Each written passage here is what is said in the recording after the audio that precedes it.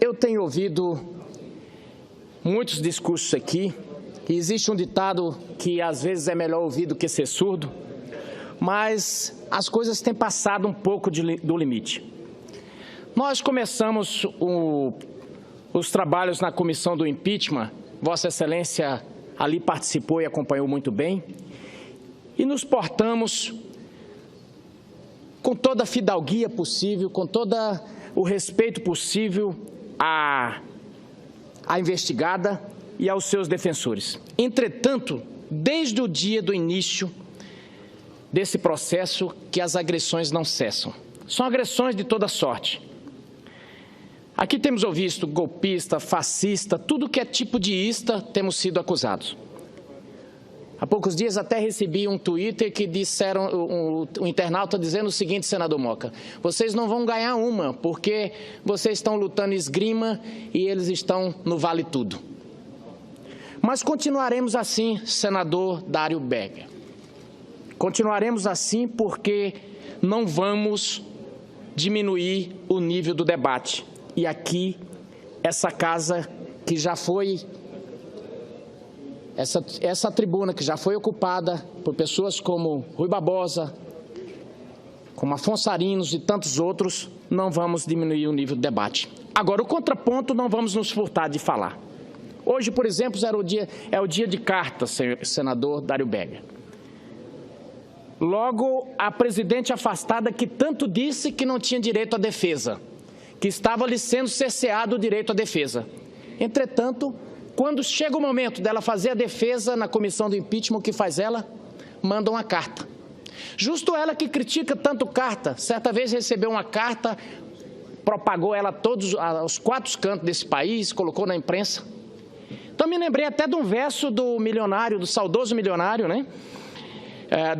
Da dupla Milionário José Rico, que tinha uma música que dizia o seguinte: estou escrevendo essa carta meio aos prantos, ando meio pelos cantos, pois não encontrei coragem de encarar o seu olhar. Acho que encaixou como uma luva. O que parece é que a presidente, que exalta tanta coragem, que fala tanto de luta, ela não teve coragem de encarar a comissão de impeachment. Essa é a impressão que ficou. E não teve coragem por quê, senador Moca? Porque os fatos gritam nos autos. Os fatos gritam nos autos. E para parafrasear o seu advogado de defesa, eu tenho dito, a peça de acusação e as perícias que ali foram aportadas é de clareza solar. Hoje, do mais simples brasileiro ao mais erudito, todos sabem o que aconteceu. E o que aconteceu, senador Valdemir Moca, foi uma farsa. Eu devolvo o termo de farsante. O que aconteceu foi uma farsa no orçamento da República. E não é fatozinho, não é coisa pequena. Aqueles que nos assistem nesse momento e que nos ouvem devem se lembrar da grande empresa, de uma das maiores empresas, uma empresa global que se chamava Aeron. O senador Valdemir Moca vai se lembrar porque essa empresa teve lá pelo Mato Grosso do Sul, porque era uma empresa do ramo de energia e que espalhou dutos por esse país afora. Mas a Aeron, ela tinha inclusive um lema que era Ask Why. Ela dizia o seguinte, era mais ou menos o seguinte: pergunte o porquê. Pergunte o porquê. E qual era esse porquê? Por que ela dava tanto lucro?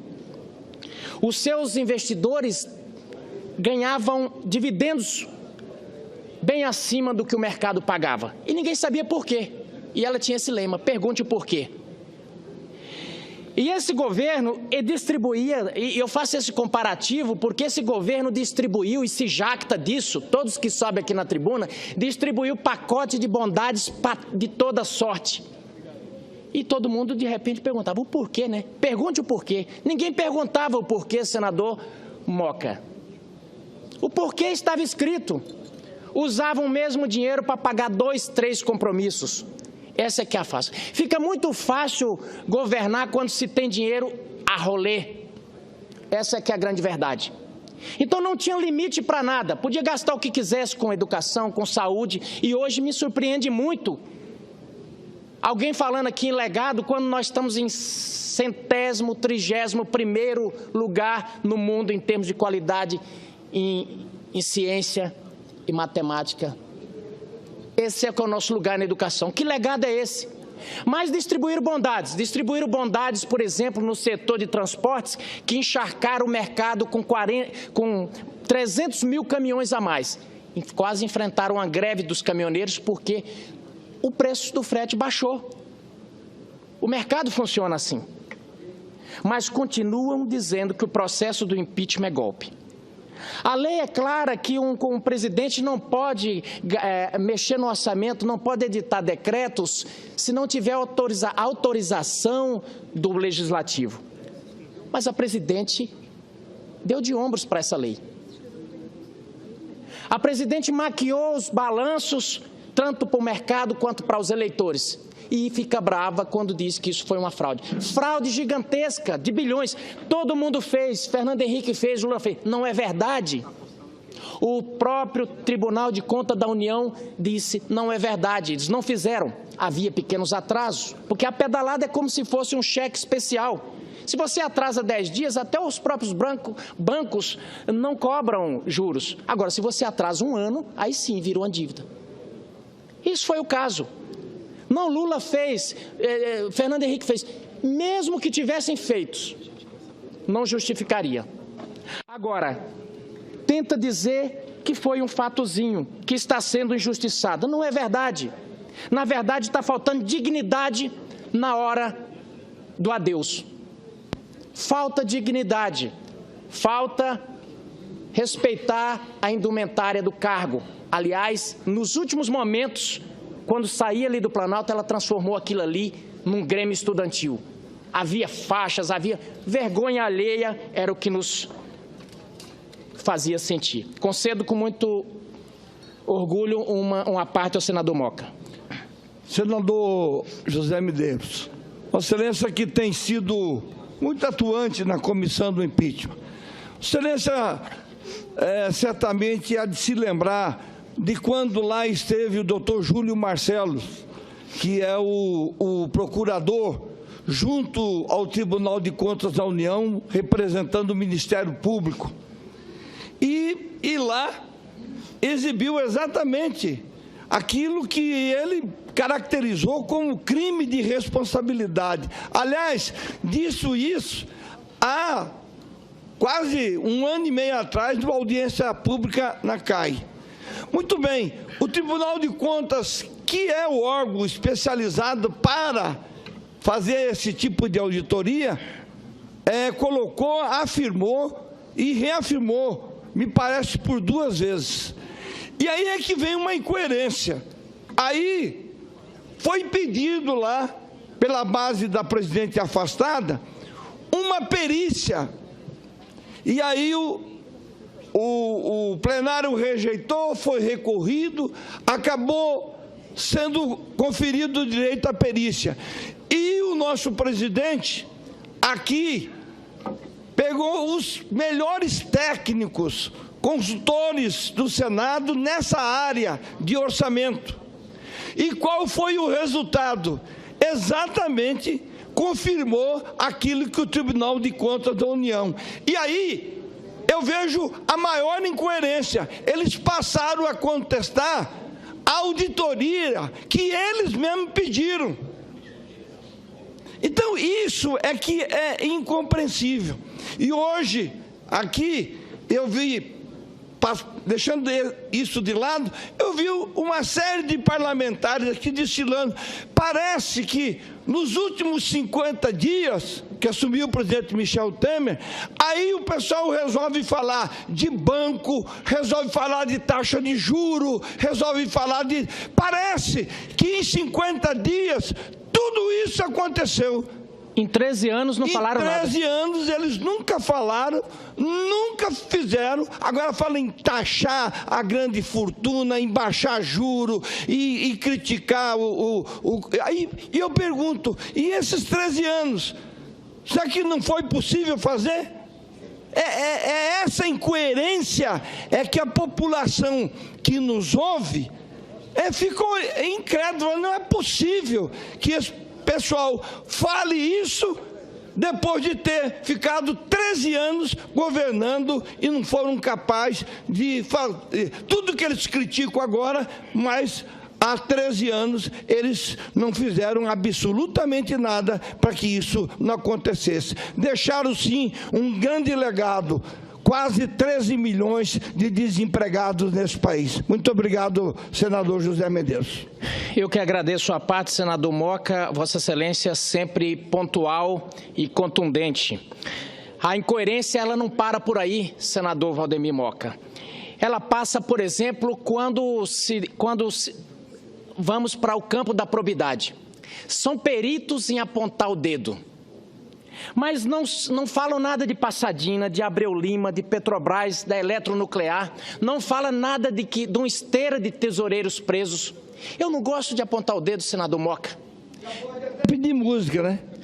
Depois de 3 tesoureiros presos, pode pedir música no Fantástico. Exatamente. E não fico feliz de desfiar esse rosário aqui, mas resolvi que não ia mais me calar.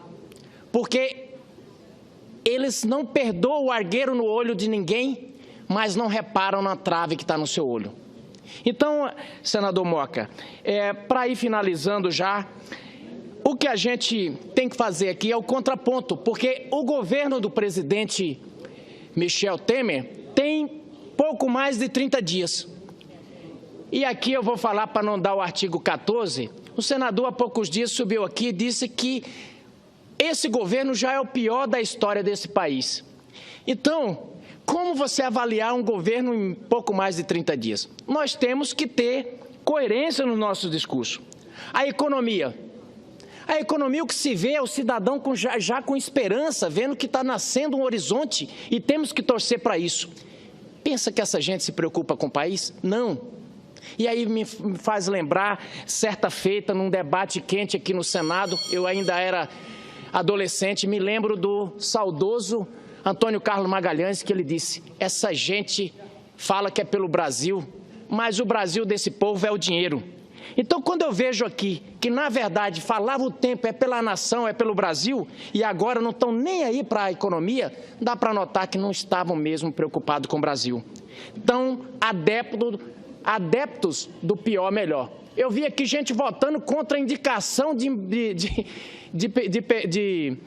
falando que vai votar contra a indicação de embaixador, senador Lazier, mas não era por questão do currículo da pessoa, não, é porque é o governo que está indicando. Veja se pode uma incoerência desse tipo. E aqui nós estamos num momento em que o Brasil está se firmando. Deixaram um rombo de 170 bilhões, mas querem jogar para os outros.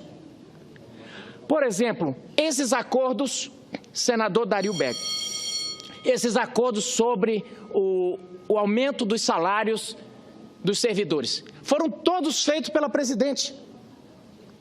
Agora estão criticando, chamando o presidente Michel Temer de gastador. Olha a falta de coerência. Há poucos dias tratávamos aqui da MP que era sobre aviação. Começaram a criticar aqui. A MP era da presidente afastada. No meio do caminho, ela recebeu emenda, fizeram um escândalo do tamanho do mundo que o presidente estava querendo entregar o nosso patrimônio nacional e a soberania nacional. E por aí vai. Temos que fazer esse contraponto, porque quando o debate é um debate à altura, senador Lazier, temos que respeitar. Mas quando há má-fé, quando existe a rasteirice e quando perdura a mentira, não dá para tolerar. Infelizmente, gostaria de estar tratando de outros temas, de grandes temas aqui, senador Dario. Mas, infelizmente, temos que vir aqui fazer esse contraponto, porque não é possível que um grupo que está boa parte dos seus dirigentes preso, que só o baixo clero sobrou para fazer a gritaria, tente se sobrepor sobre a verdade desse país, sobre o que está acontecendo de fato, que, na verdade, isso que está acontecendo é o legado, é a herança maldita de um governo perdulário. Temos que dizer isso aqui, mas é verdade. E aí tentam jogar para os outros. Eu penso que é cada um no seu quadrado, cada um que assuma a sua culpa. Não faço apologia a não tenho compromisso com o erro, mas não posso tolerar que venham aqui posar de santo, que venham aqui querer fazer guerra de estilingue quando o telhado é de vidro. Muito obrigado, senhor presidente.